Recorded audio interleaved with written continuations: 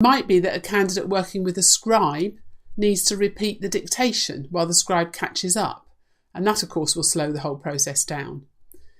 And also making sure that the dictation has been correctly recorded. So it may be that the student asks the scribe to read back what's written more than once, and that both of those options will slow the student down. So in that case, it's possible to ask through access arrangements online for permission for the student to have 25% extra time. So what we'd ask you to do, please, if you're working in a mock exam and you notice that this is the case, please do flag that up with the SENCO so that they can go online and make an application. A word processor is available for a candidate who uses a word processor as the normal way of working in the centre, so in class and in exams. Unless, of course, it's a temporary injury. If a student breaks their arm, for example, and can't write for the exams, they don't have to have had the word processor as their normal way of working if they're able to use that in the exam. The student can't access data, calculators, spreadsheets, graphic or design packages, the intranet or the internet, unless, of course, it's allowed specifically in the specification. Sometimes calculators, for example, are permitted. The spell check, predictive text or grammar check is turned off under the regulations for a word processor. If a student needs spelling help, then they would need to have an application approve notice for a scribe. Instead of the human scribe, they would be using the word processor with the spell check enabled. But if they're just using the word processor under the word processor regulations, the spell check has to be turned off. A word processor can be used for coursework, controlled assessments where they still exist. Of course, under the reformed qualifications in England, there's less and less coursework and controlled assessments, although those are still in place in Wales and Northern Ireland. And non-examined assessments, they're what has really taken over from coursework and controlled assessments. So a word processor is allowed in those assessments unless the specification prohibits it.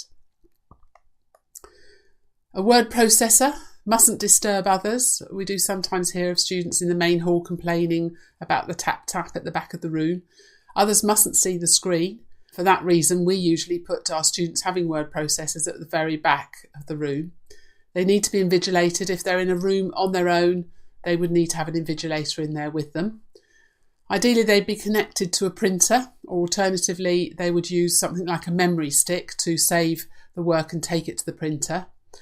And centres are encouraged to provide a blank memory stick for the candidate to save their work. The student cannot bring their own memory stick in for obvious reasons if they saved a file on that. Obviously, that would be cheating. The work is printed after the exam with a candidate present to verify that it's their work.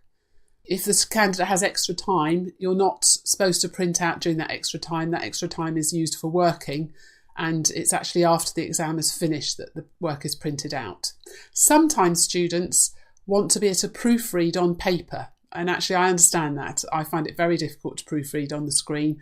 I don't always notice mistakes, but if I can print out, I'm much more likely to pick up a mistake.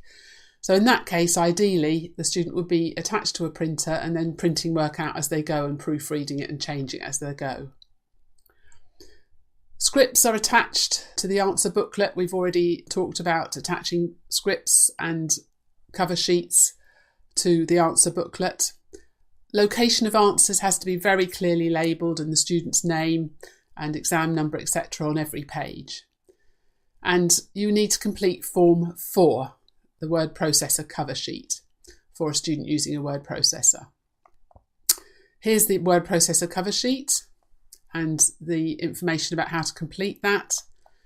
And here's some more information. This is actually from the instructions for conducting exams booklet about what a word processor can and can't do. So you may want to refer to that. A transcript is no longer available. Those of you who've been doing this role for a while will remember that it used to be possible to make a transcript of a student's writing if it was very difficult to read. But this is no longer available. Candidates should use a word processor or a scribe if their writing's difficult to read, and they need to be reminded that actually they're responsible for producing legible writing. A transcript for a Braille script, of course, is still an option. I think what's happened here is that some centres have been transcribing work which really was illegible, even to someone who was familiar with it. And actually, the transcript was probably more of the transcriber's work than the candidate's work. So sadly, this has been completely withdrawn. So I'm going to ask you to pause the presentation now and take a few moments to look at the memory aids, handouts, pages 1 and 2, and other sheets that are relevant to you. So please pause the presentation now and take a few moments to look through those documents.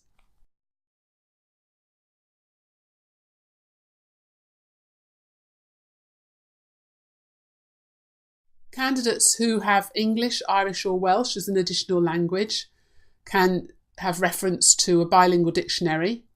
In some cases, they will be allowed extra time to look up words in that dictionary if they've been used in the UK for less than 3 years and they need to use the dictionary extensively. There are a few other requirements, but those are the main ones. So if they've been in the UK for less than 3 years and they're often having to refer to their bilingual dictionary, it may be that they can have 10% extra time to refer to that. The dictionary must be kept in the centre, and at the beginning of that time you're checking that there are no notes, including revision notes, in the dictionary, and then of course it's left in the centre for the rest of the exam period. A prompter is available for candidates who have little sense of time or lose concentration easily. The aim of the prompter is to keep the candidate focused on the question. The prompter could be the invigilator, and normally, as we've seen, a reader or a scribe cannot be the student's subject teacher, and they wouldn't normally be the invigilator unless they're working on their own with the student. In the case of a prompter, a candidate could be working in the main hall, and it could be that one of the invigilators is allocated the role of just checking that the student is focusing on the exam and not gazing around the room or losing concentration. The prompter would tap the desk or the candidate's arm. They could say the candidate's name, really whatever is appropriate and works best for that candidate. And they're also allowed to give very specific prompts verbally or on cards. And the wording of those is in the Instructions for Conducting Exams booklet, if you want to use that method. The prompter must not communicate in any other way. They can't give any factual help or offer any suggestions at all. They can't advise on question order or choice. They would simply be going over to the student and saying, you need to move on now, you need to refocus. On the screen here you can see information for a prompter. Rest breaks, available for candidates who have poor concentration skills, those who are extremely stressed or have psychological problems, perhaps those with a medical condition, or maybe those with behavioural difficulties who simply can't concentrate and need a break. Rest breaks take place either in the exam room, and you would take the student's paper away from them during the break, or outside if they're supervised.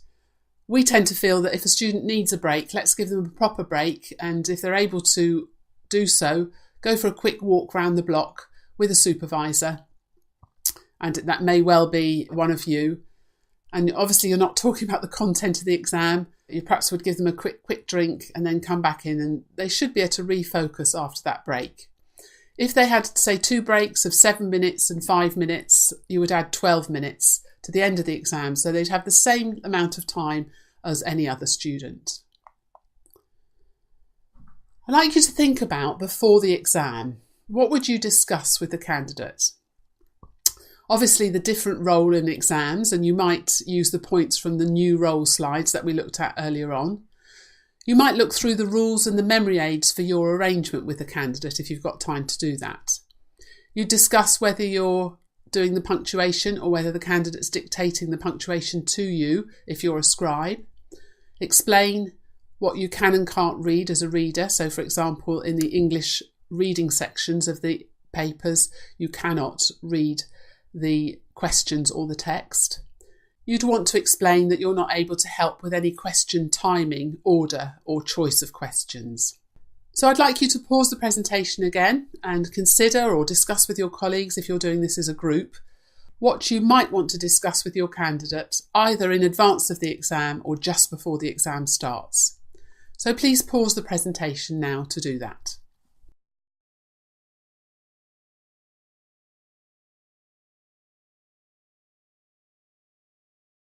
Failure to comply with the regulations is defined as putting into place arrangements not agreed by awarding bodies or permitting arrangements within the centre which are not supported by appropriate evidence. This might constitute malpractice, which may impact on the candidate's results. And we're told that the failure of a reader, a scribe, a practical assistant to abide by the regulations can lead to the disqualification of a candidate.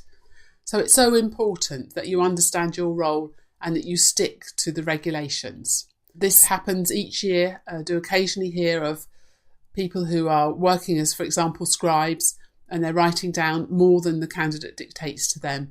And that would be malpractice, which may actually mean that the candidate can't get their qualification. On the screen here, you can see the instructions for conducting exams.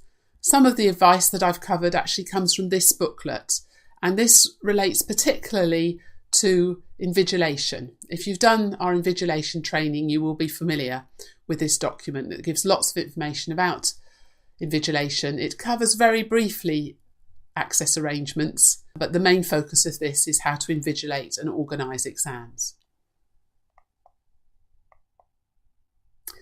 Now we're going to watch a short video now of a candidate working with a reader and a scribe, and I want to flag something up which I think you might find interesting. At one stage the candidate says, "Can you go back to," and then kind of looks pleadingly at the reader. The reader waits and then asks, "Would you like me to read anything to you?" As you watch it, I'd like you to think about whether that was a breach of the regulation which tells us the reader can only reread what has been written when the candidate indicates a specific need for help. Note, as I mentioned, it doesn't say asks for help, and we talked about how a student might indicate the need for help in different ways. So keep that in mind, please, and you might like to discuss with your colleagues afterwards whether you think what the reader did was appropriate or not. So I hope you'll find this little video interesting. I think it's actually a very realistic picture of what is likely to happen in an exam. Right, so we've got the memory aids for the reader and for the scribe here, which I've read to you. We've read those through. I've also read the instructions on the exam paper. So do you understand what I can and what I can't do? Yeah. Good. We've decided that you won't dictate punctuation to me on this physics exam because there are no marks for punctuation. If it was an English writing paper, then you would dictate punctuation to me, and I'd write that down. And it's already been agreed that I am going to read the whole paper to you. Okay. Okay, are you ready to begin? Yeah. Right then.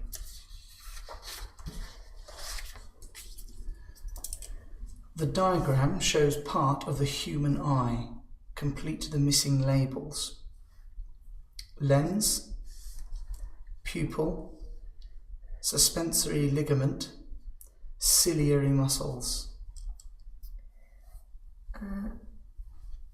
That is the retina.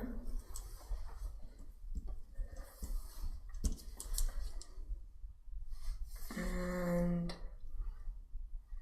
that is the cornea. The what, sorry? Cornea.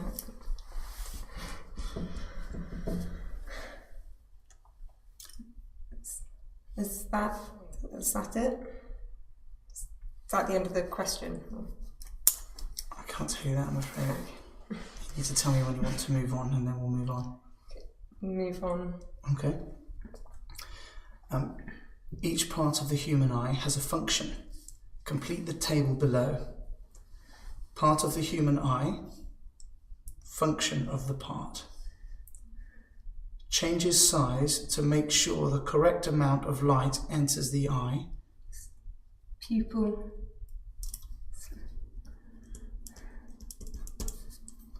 Ciliary muscles. They control how thick the lens is.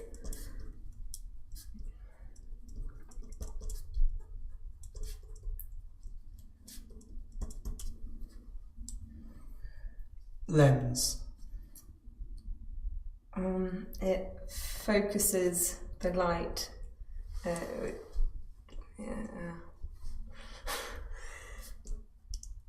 focuses the light onto the retina.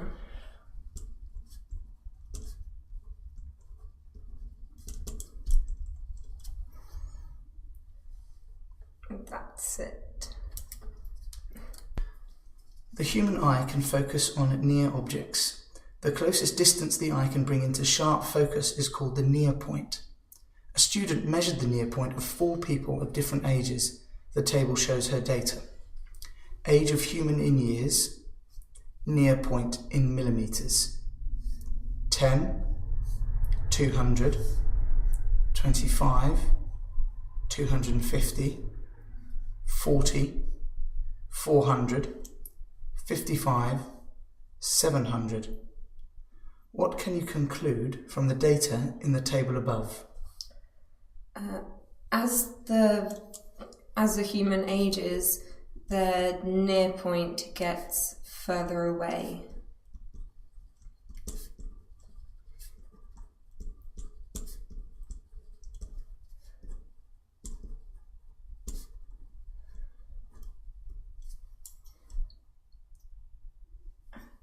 That's it. That's it on that one? I think.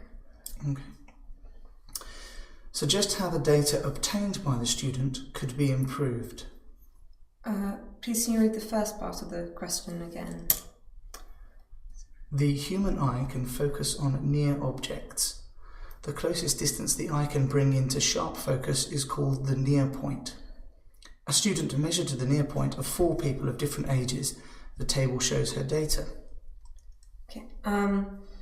So it could be improved by measuring the near point of more people. Mountain bike riders use brakes to slow down. Some mountain bikes have hydraulic brakes. Pivot, brake lever, force from rider's hand, handlebar, cross-sectional area of master piston,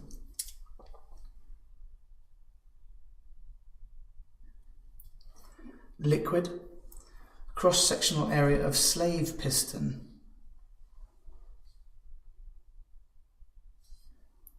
brake pad, wheel axle, spinning brake disc.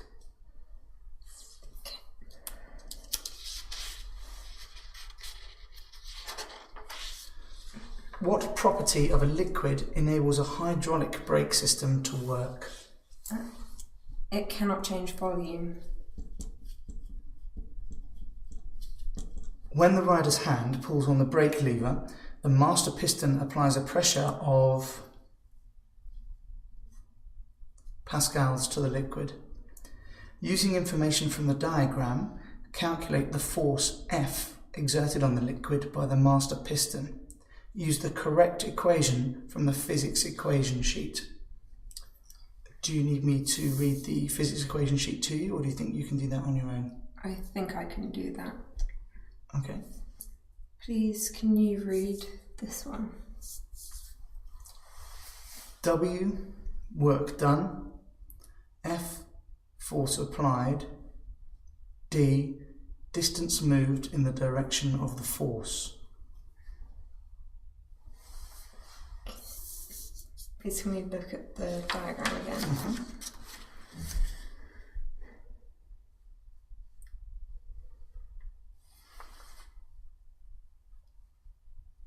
Sorry, can we go back to Yes, of course. Yeah. Would you like me to read anything for you? Can you read that? Or? I can read you this part here, cross-sectional area of master piston, but this bit here, Okay. you need to look at yourself.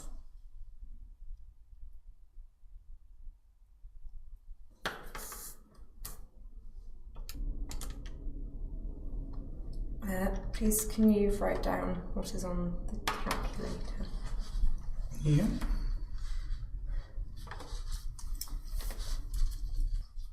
You happy with that? Wait, there's still more. Okay. Wait, so it equals 84. That divided by 2 equals.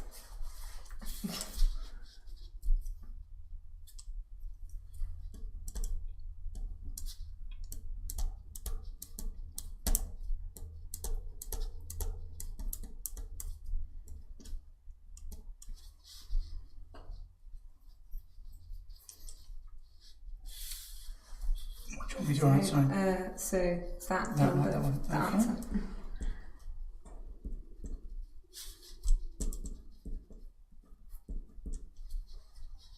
And so yeah, then I think that is the answer. Okay.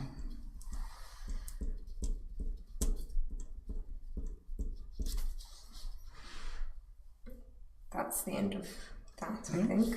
Good.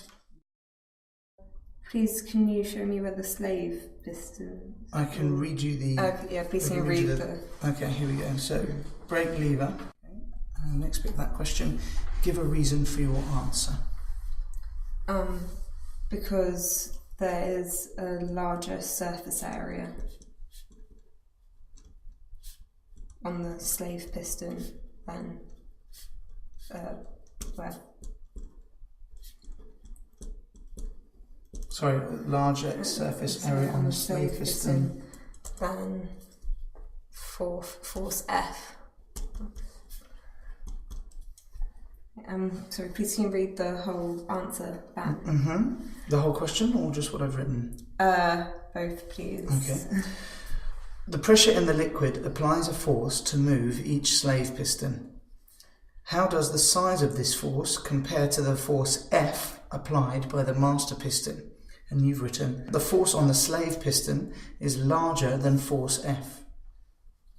Okay. Give a reason for your answer. And you've said, there is a larger surface area on the slave piston than force F.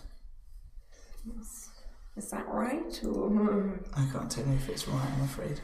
Okay. Please can I change the second part? To because the slave piston has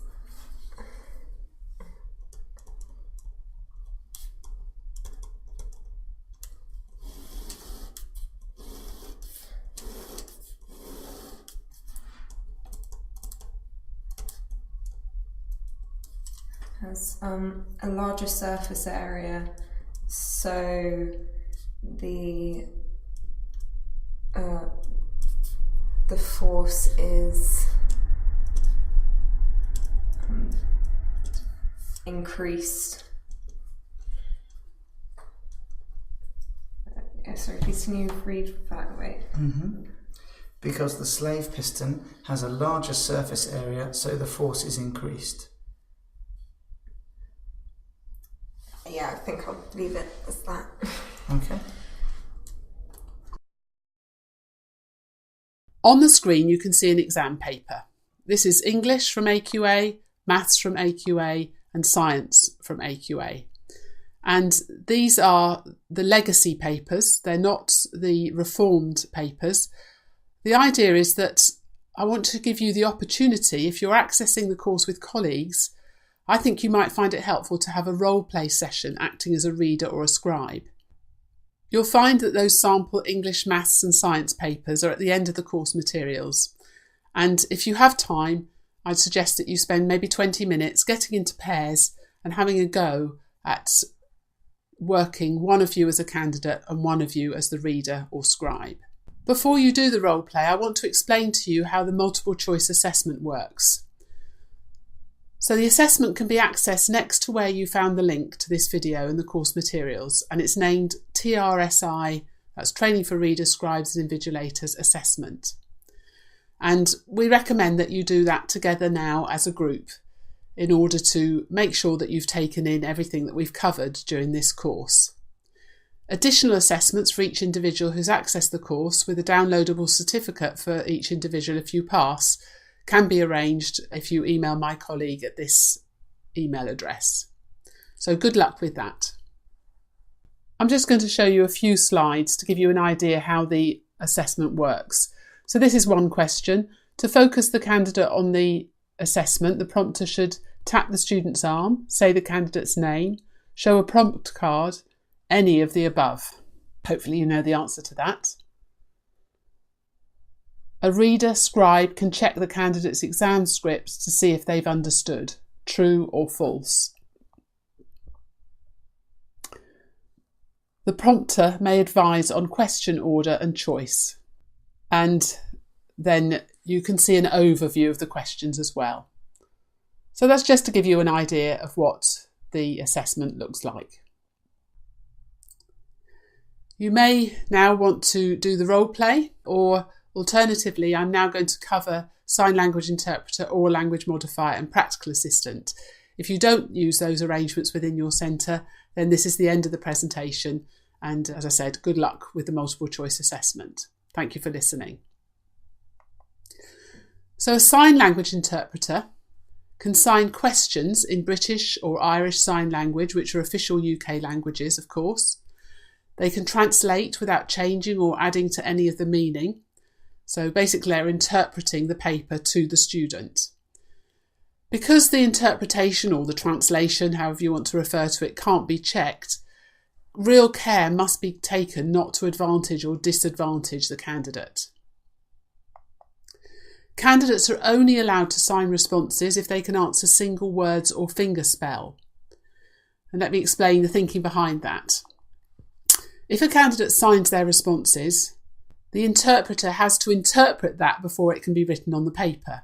So inevitably, some of what's written down will be the sign language interpreter's knowledge, not just the knowledge of the student.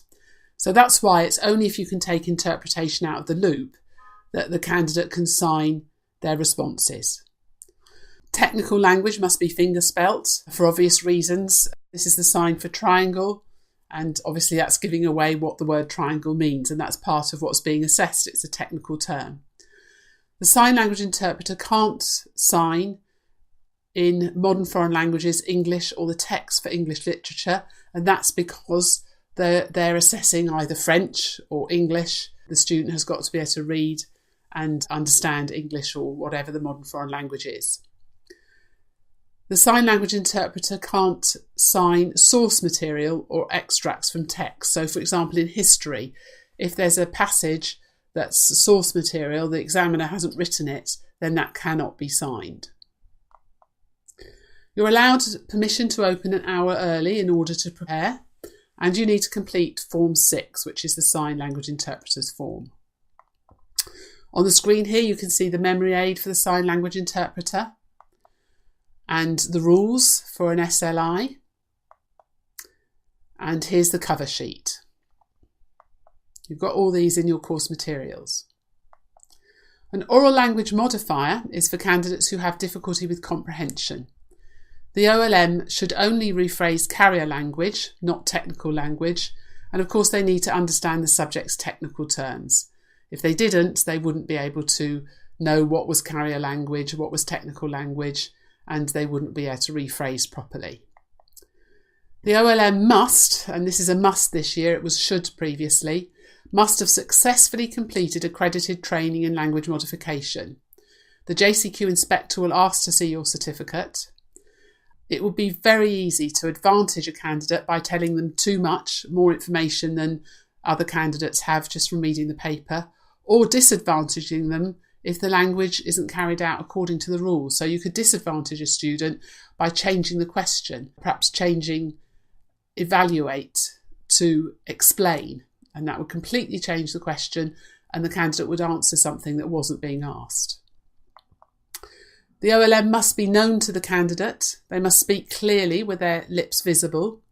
Respond when the candidate indicates a specific need for help. Again, that term is used, not ask for help, because very often students with a hearing impairment who are having the help of an oral language modifier won't be actually asking. They may well just be looking up or waving or indicating somehow that they need help.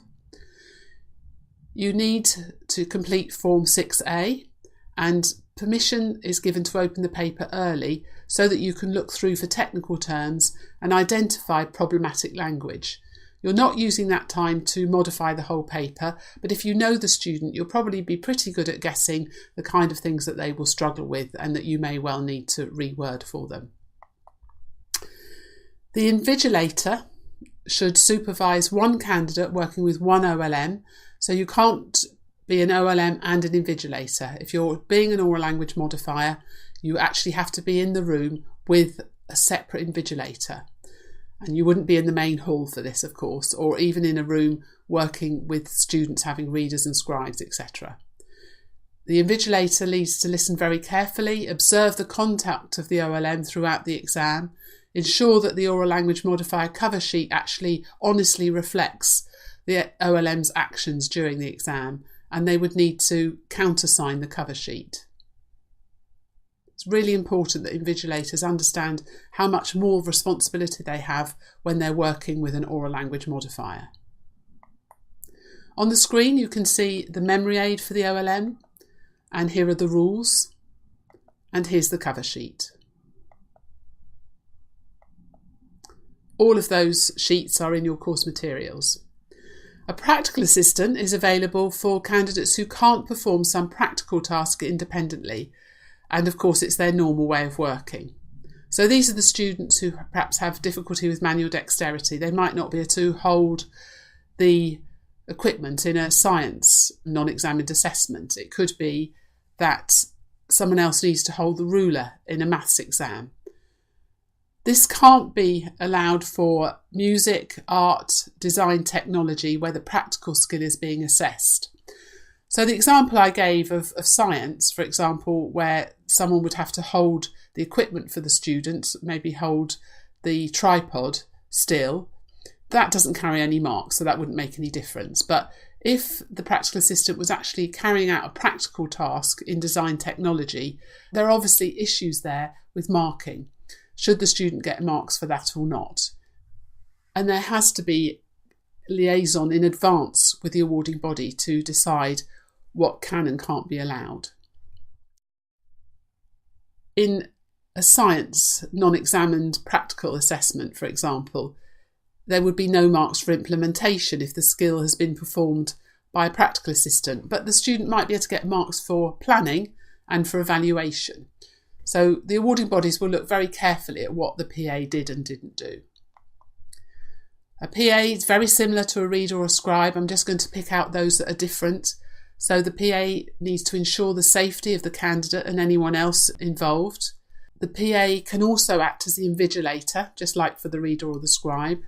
And they must complete Form 3, the practical assistant form. And they must state if the practical assistant wasn't used. Even if the practical assistant wasn't used, you have to complete this form. That's not the case for the scribe or for the word processor. But for a practical assistant, even if the PA wasn't used, you need to fill in the form and explain that the practical assistant wasn't used. And here's the rules for a practical assistant and the cover sheet. Thank you very much for listening.